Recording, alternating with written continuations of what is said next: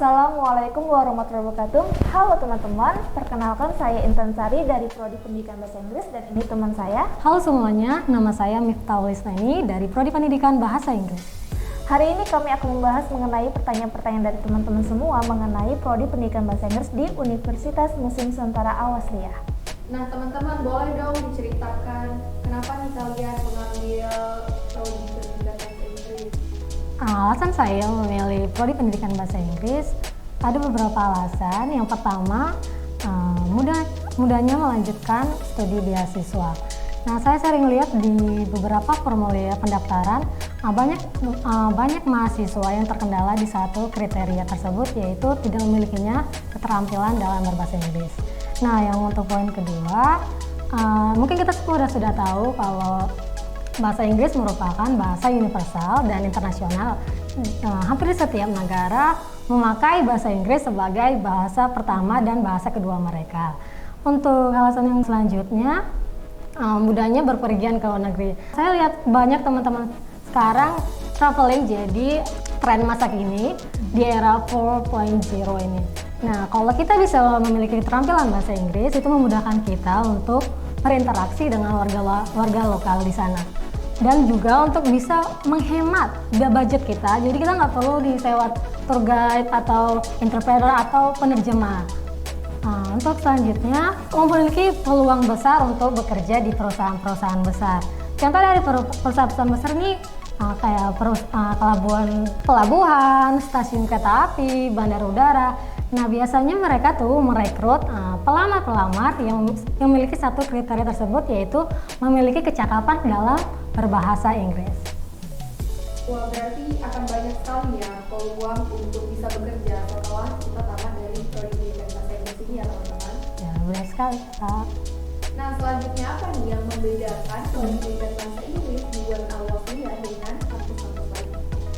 Oke, teman-teman, kita tahu ya bahwasanya hampir semua kampus di Medan ini, khususnya Sumatera Utara, banyak kampus-kampus yang sudah memiliki jurusan pendidikan bahasa Inggris untuk sebagai sarana mereka untuk menerima mahasiswa-mahasiswa baru generasi muda bangsa.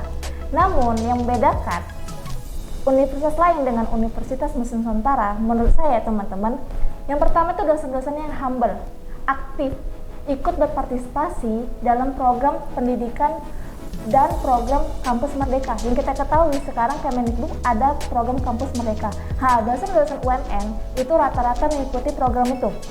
Yang kedua, mereka juga mengajar, membimbing kita dan memberikan motivasi sesudah ataupun sebelum kita belajar.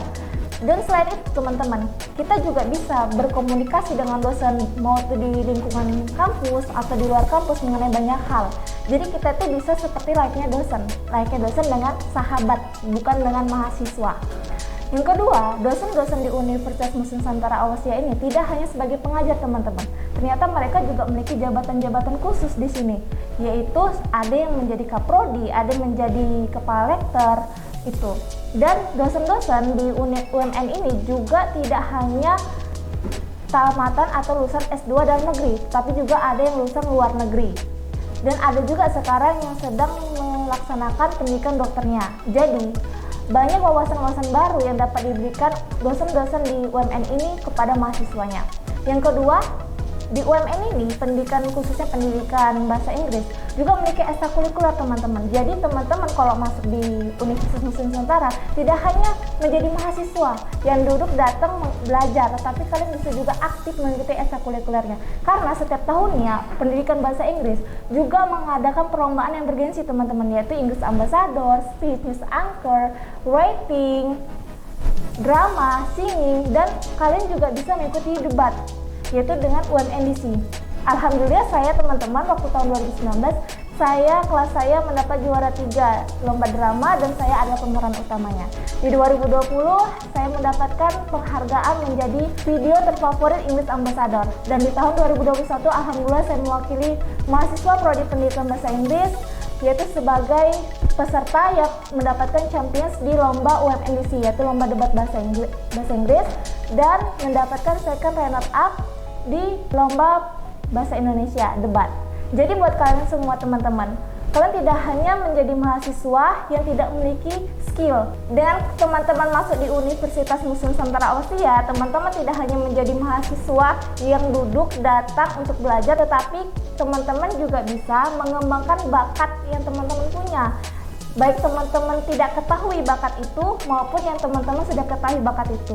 Sehingga dengan adanya ekstrakurikuler dan perlombaan yang bergengsi setiap tahunnya, itu dapat memberikan kita pengalaman kita pribadi, dapat memberikan kita kepercayaan diri, dan dapat melatih kita dalam menunjukkan bahwasanya kami ini tidak hanya mahasiswa, kami juga punya skill yang bisa menjadi modal kami nanti setelah kami tamat dari universitas ini.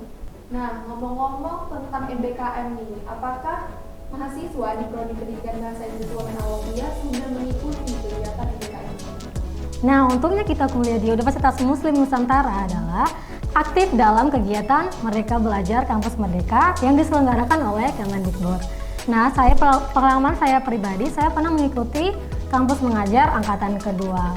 Nah, untuk kegiatan kampus mengajar ini gak hanya diikuti oleh mahasiswa saja, namun oleh dosen juga. Nah, banyak benefit yang saya dapatkan ikut kegiatan kampus mengajar. Contohnya, saya bisa mendapatkan konversi 20 SKS, bisa dapat dana insentif, bisa dapat sertifikat, dan masih banyak lain. Dan juga bukan hanya kemampuan hard skill saya, namun soft skill saya juga terasah berkat kegiatan kampus mengajar ini, guys.